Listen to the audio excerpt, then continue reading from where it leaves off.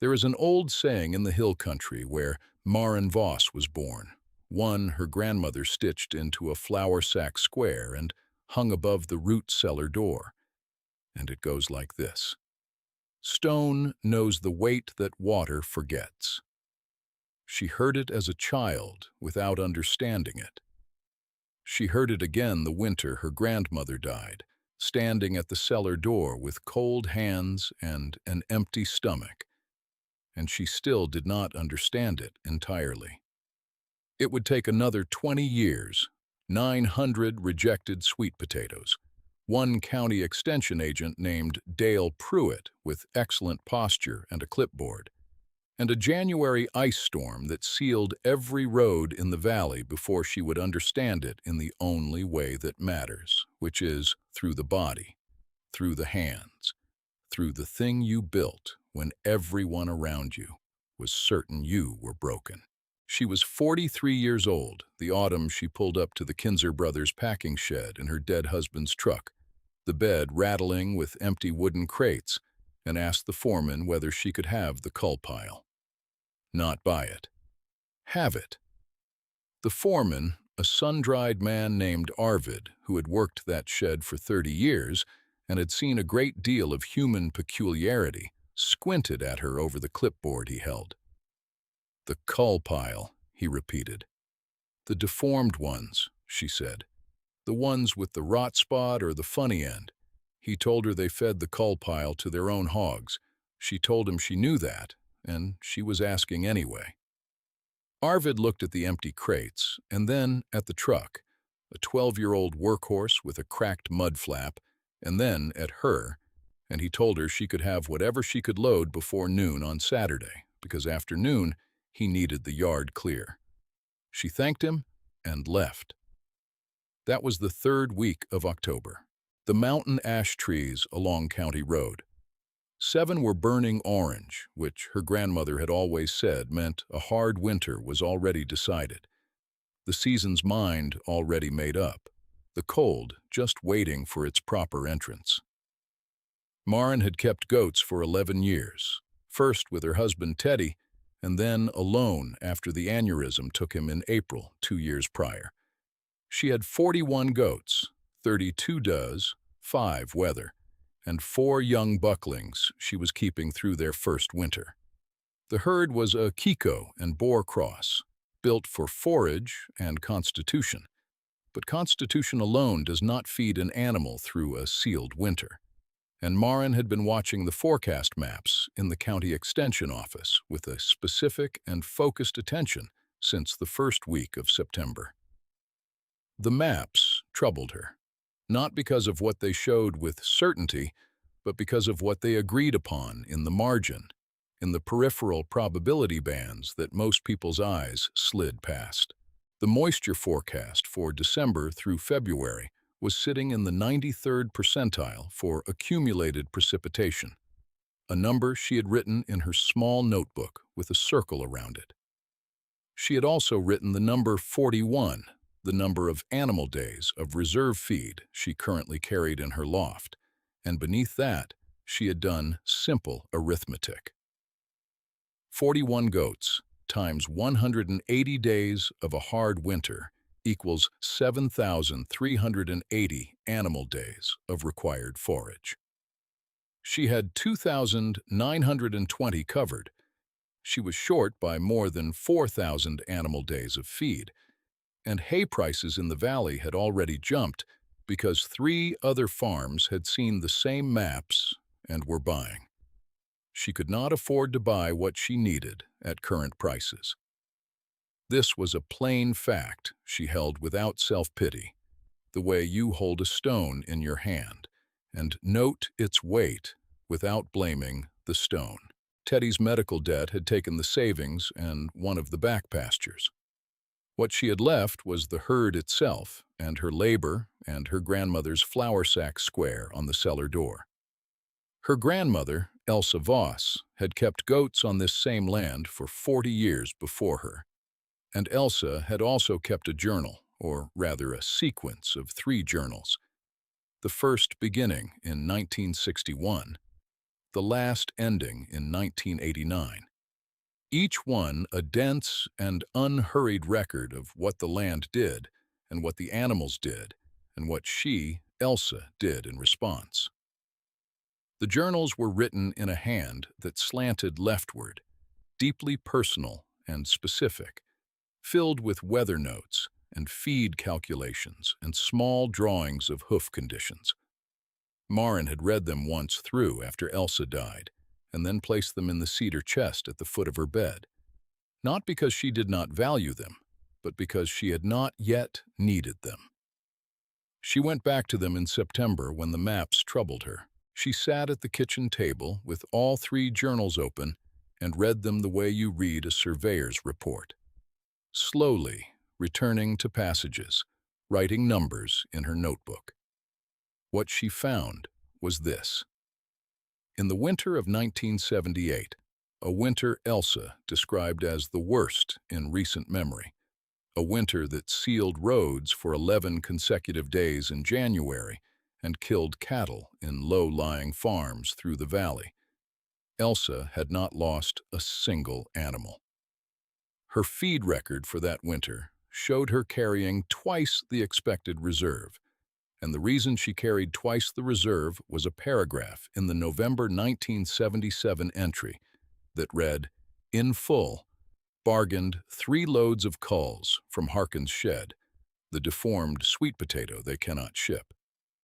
Goats do well on them, dried and chopped. 100 pounds of cull potato, dried down, stores tight in half the space of the same weight in hay, and the sugar keeps the dough's temperature in cold snaps. I calculated as roughage plus a warm meal in one.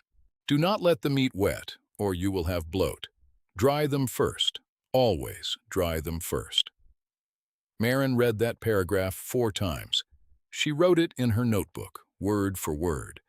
Then she drew a circle around the sentence about the dough's temperature, and she began to plan. The cull pile at Kinzer Brothers that October Saturday morning was magnificent in its dysfunction. Sweet potatoes split lengthwise, sweet potatoes with soft shoulders, sweet potatoes shaped like fists or elbows, or the faces of minor politicians. They were imperfect in every way that mattered to a grocery buyer, and in no way that mattered to a rumen. Marin loaded 912 of them into the wooden crates with her neighbor's teenage son, a lanky 17-year-old named Thomas, who had come because she had asked and because he had nothing better to do on a Saturday, and who worked without complaint through 2 cold hours and then helped her drive 2 loads back to the farm, stacking the crates in the old tobacco barn where she had laid down wire screen mesh on every surface to allow airflow beneath the potatoes as they dried. She paid Thomas $12 and a jar of her plum preserves.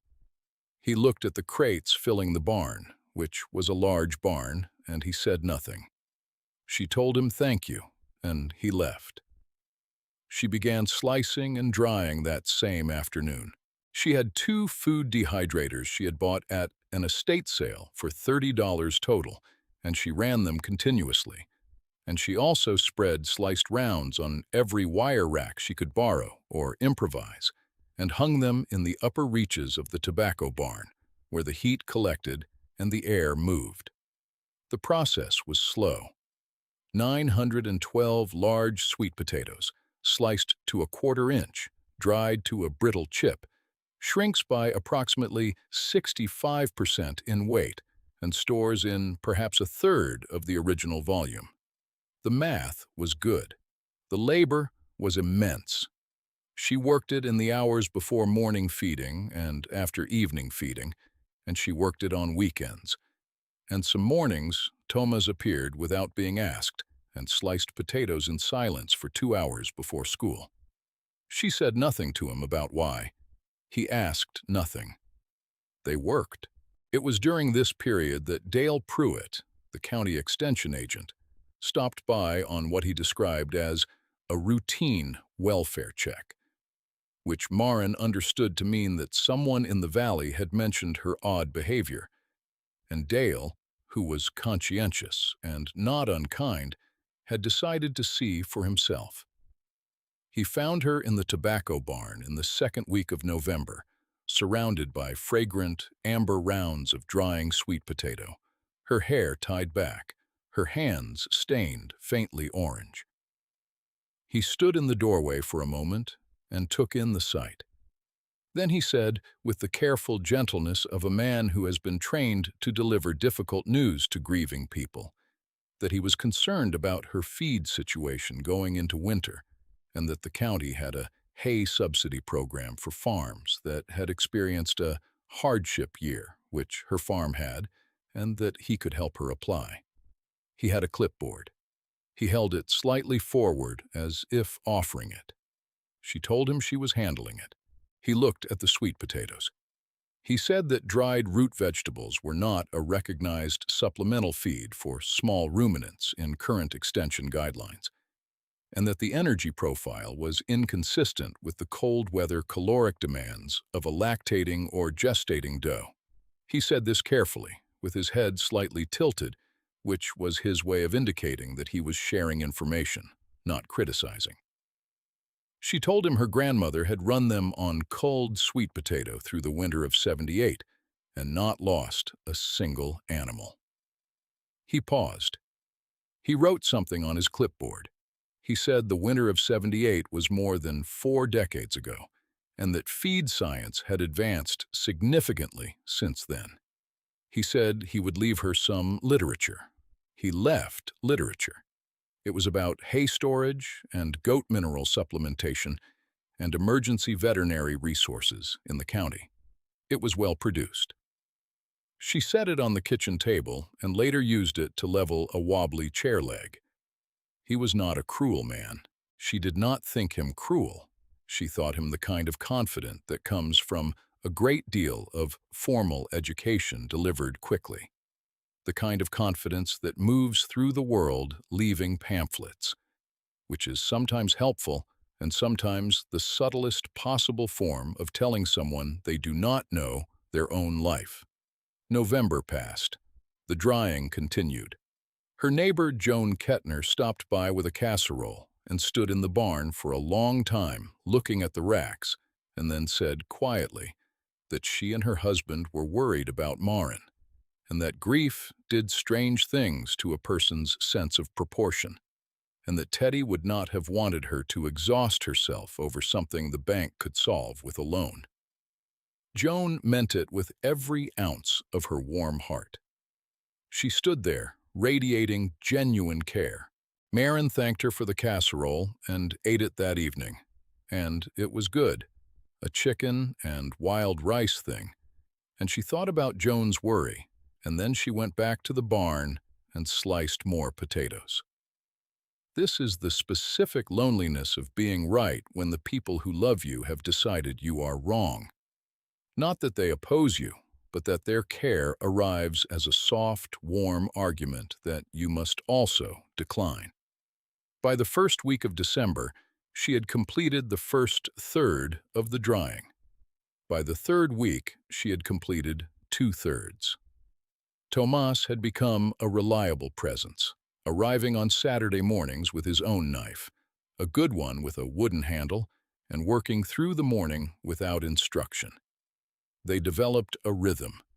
She would bring the potatoes from the cooling bins to the slicing table. He would slice. She would lay rounds on the racks. The barn smelled of caramelized starch and the faint, earthen sweetness of dried sweet potato flesh, which is a smell like no other, warm and grounded and a little like bread. One Saturday, he said, without looking up, "You know this is a system, right? Not just a pile." She looked at him. He said, "I figured it out. The drying ratio, the storage volume, the calorie math. You've got a specific target." He paused. She told him yes. He said, "How come you didn't tell Dale Pruitt that when he came out?" She said because Dale Pruitt already knew everything. Tomas sliced for a moment. Then he nodded, once, with the gravity of a young man who has just received information that will take years to fully metabolize. and they went back to work. In the first days of January, the sky changed. Marin noticed it the way her grandmother had taught her to notice weather, not by looking straight at it, but by attending to everything else. The behavior of the does at the fence line, a low and restless pacing that was not hunger-related because she had just fed. The particular stillness of the air on the morning of January the 4th, a stillness with a weight in it, a held breath quality she recognized from a description in Elsa's 1978 entry, which read, "The morning before it all came down, there was no wind at all, and the temperature had risen slightly overnight, which is the wrong direction for January, and the old dog would not leave the porch. Watch for the temperature that rises in the wrong direction. That is the sky loading itself." She had written that in her notebook, too. On January the 4th, the sky loaded itself. She spent the morning of January the 4th on final preparation. She moved 40 pounds of dried sweet potato chips, sorted and bagged, into the goat barn. She checked the water heating elements in all 4 water troughs and replaced the one in the far pasture shelter that had been flickering. She carried an additional load of hay into the barn's covered section and laid it loose so it would be accessible without requiring her to break open frozen bale string in the dark. She checked every latch, every gate pin, every roof seam she could reach from the inside. She did all of this without hurrying, with the calm of a person who has been preparing for a specific thing for 3 months and has now arrived at the thing itself. By 4 in the afternoon, the temperature had dropped 18 degrees in 2 hours. By 6, it was snowing with a density that swallowed the barn light at 30 feet. By 8, the freezing rain arrived behind the snow and began to lay ice on everything the snow had already covered. And by 10, the trees along the road were cracking under the load, and the sound of them came through the night like rifle shots, one after another, a slow artillery.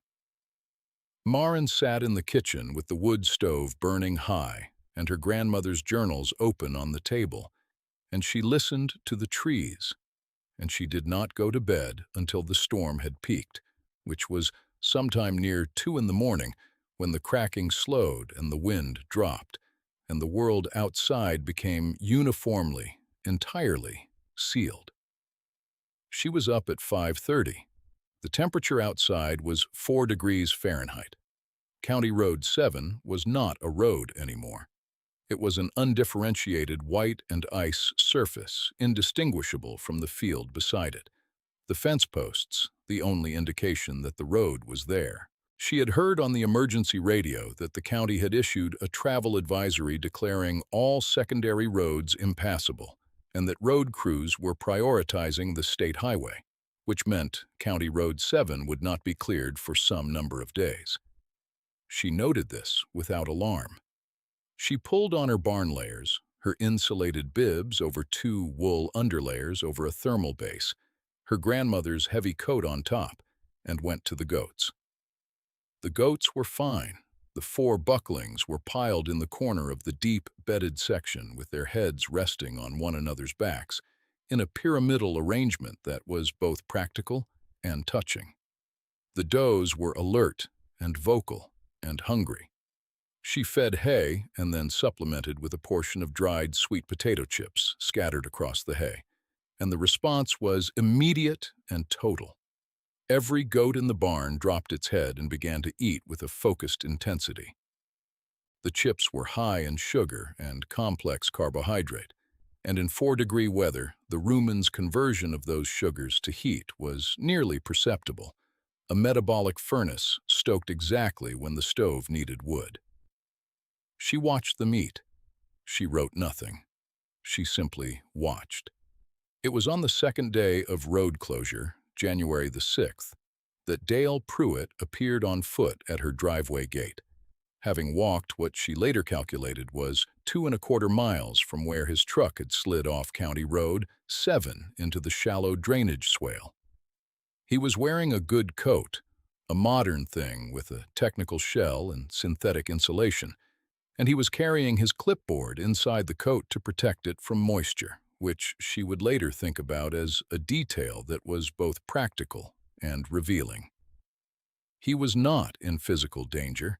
He was cold, and he was humbled, and those are different things. She met him at the gate. He looked past her at the goat barn. He said, "They're all right." It was not a question. She said, "They're all right." He was quiet for a moment. Then he said he had driven out to check on her herd before the storm hit, and had not made it, and had been trying to get back out since. He said he had been concerned about whether the feed situation was adequate for an extended cold event. She opened the gate and told him to come in and have coffee. He sat at her kitchen table, where the journals were still open, and she made coffee on the wood stove, which took longer than usual, and he looked at the journals without touching them, and then looked at her notebook, which was open to the page with the arithmetic.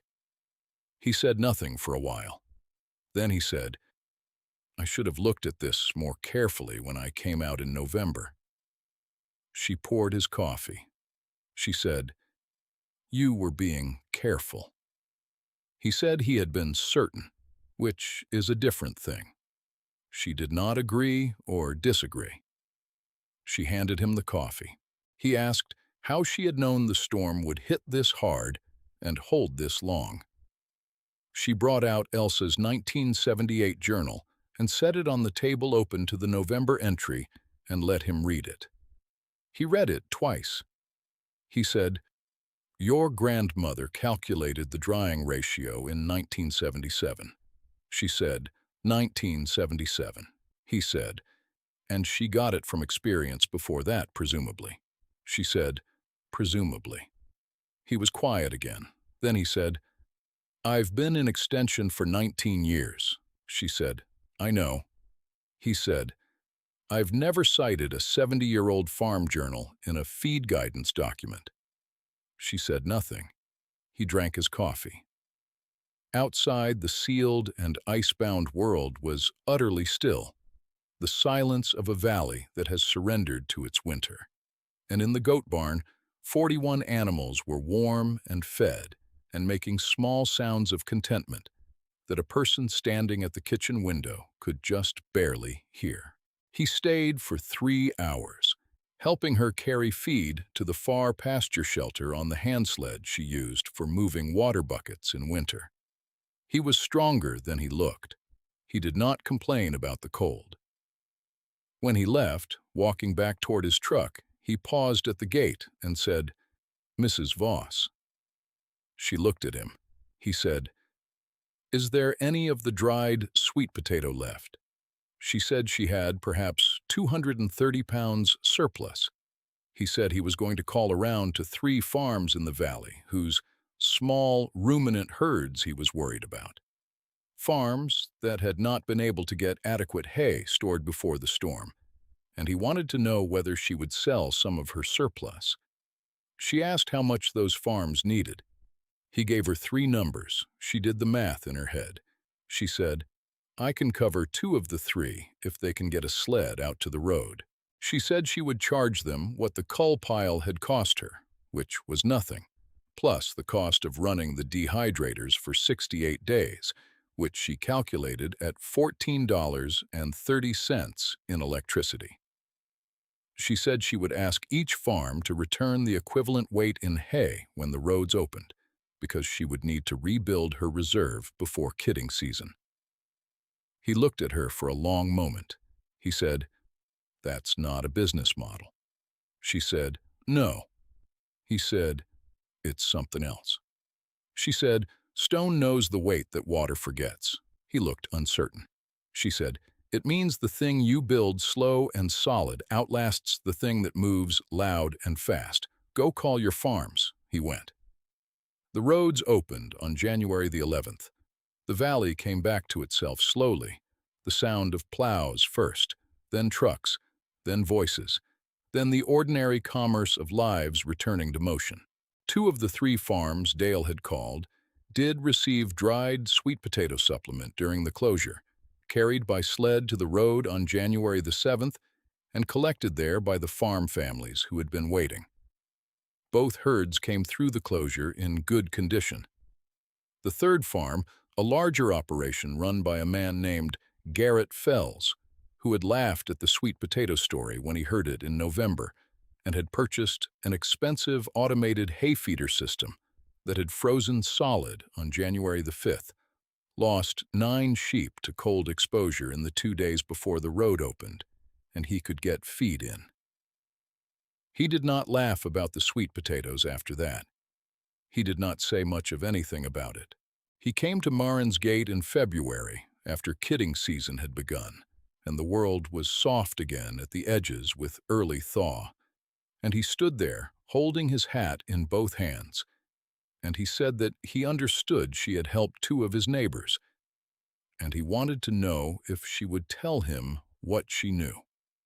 She told him to come back on Saturday with a notebook and a willingness to spend 4 hours reading dead women's handwriting, and she would make a start.